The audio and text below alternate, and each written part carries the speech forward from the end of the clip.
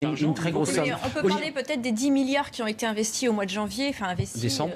en décembre. Coup d'épée dans l'eau pour vous? Voilà. Non, pas un coup d'épée dans l'eau, mais ça ne répond pas tout à fait à la demande. C'est-à-dire que déjà, ça ne répond pas à la demande de respect. C'est-à-dire que les gens ont envie de gagner leur vie et de vivre de leur travail. En l'occurrence, on ne répond pas à la question. Là, on est en train de mettre un effet rustine qui, en plus, sur le long terme, est dangereux parce que ça ne rentre pas dans le net à payer à la fin du mois, donc ça ne rentre pas non plus dans le calcul de la retraite pour plus tard.